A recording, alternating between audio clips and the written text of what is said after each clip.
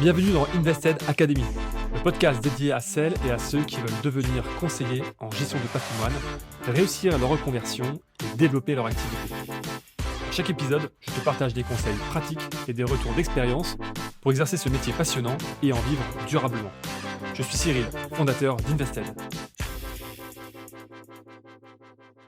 Est-ce qu'on a vraiment besoin d'être sur LinkedIn, sur Instagram, sur TikTok ou sur tous les réseaux sociaux ou même de manière générale sur Internet pour pouvoir créer et développer sa société de gestion de patrimoine? C'est la question à laquelle je vais essayer de répondre. Alors évidemment, aujourd'hui, l'attention de tes prospects est dirigée sur les réseaux sociaux ou sur Internet de manière générale. Et donc on pourrait se dire que c'est assez facile, du moins plus facile, d'aller capter des prospects en utilisant par exemple le marketing digital. C'est vrai, en partie, parce que c'est vrai qu'on peut trouver beaucoup de prospects sur Internet, et de manière générale, il y a aussi beaucoup de sociétés qui existent, par exemple, qui vendent ce qu'on appelle des leads en gestion de patrimoine, donc autrement dit, des listes de contacts qualifiés, qui sont vendus à des conseillers en gestion de patrimoine. Mais comme tu le sais, sûrement, j'en ai déjà parlé dans plusieurs vidéos, un conseiller en gestion de patrimoine, il n'a pas besoin d'avoir 300, 400 clients pour bien vivre. Certains CGP, avec une dizaine de clients, vivent très très bien et gagnent très bien leur vie. Il y a quelques semaines, j'ai échangé avec un dirigeant d'un cabinet de gestion de patrimoine qui n'avait pas de carte de visite, qui n'avait pas de site internet, qui n'avait pas non plus de bureau qui a pignon sur rue et qui pourtant avait un chiffre d'affaires de plus de 5 millions d'euros. Et ça, c'est pas un cas isolé, hein. Tu peux retrouver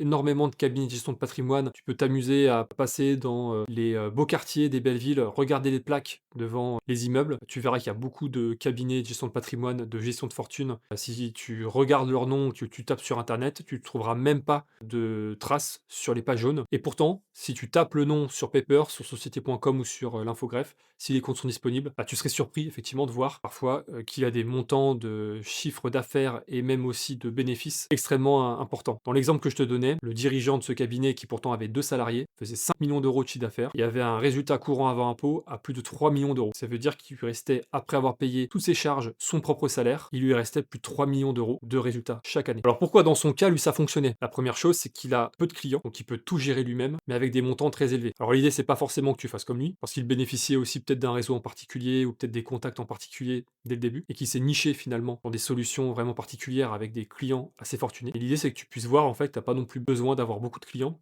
de t'exposer sur les réseaux sociaux, sur Internet, pour pouvoir générer plus de clients. Et dans son cas, un client pouvait représenter plusieurs centaines de milliers d'euros, voire généralement même des millions d'euros à placer. Ça veut dire que pour chaque client, il avait une valeur en termes de chiffre d'affaires de plusieurs dizaines de milliers d'euros chaque année. Et surtout, il avait commencé son business il y a 30 ans. Donc ça veut dire que les 5 millions d'euros de chiffre d'affaires, il y a 30 ans, il ne les faisait pas. Il les fait aujourd'hui parce qu'il peut capitaliser de manière régulière, le fait de pouvoir faire rentrer peut-être quelques clients chaque année dans son portefeuille client, si en faisant bien le travail et en les fidélisant, ils sont toujours là plusieurs dizaines d'années plus tard, voire même ils récupèrent les enfants dans le cas d'héritage, si ses clients décèdent par exemple. Donc il y a une continuité de son business avec ses clients, ce qui lui a permis de générer des encours sous gestion très importants par client. Moi, dans mon cas personnel, par exemple, quand je me suis lancé il y a 7 ans à la gestion de patrimoine, j'ai jamais eu des clients effectivement qui pouvaient placer plusieurs millions d'euros, ou du moins j'en ai eu très peu. Mon acquisition client, je l'ai fait principalement par du digital. Sauf qu'aujourd'hui, après avoir construit en fait ma clientèle, je n'ai plus besoin de prospecter, je n'ai plus besoin de nouveaux clients. Parce qu'en réalité,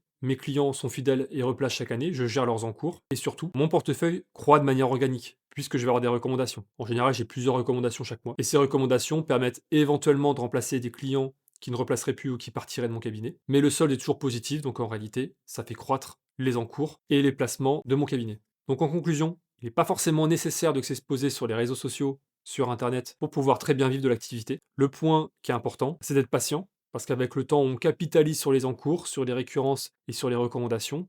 Et puis si en plus on a des tickets moyens d'investissement qui sont assez élevés, on peut très bien vivre avec très peu de clients. Et donc il est tout à fait possible de bâtir un business discret, durable et extrêmement rentable.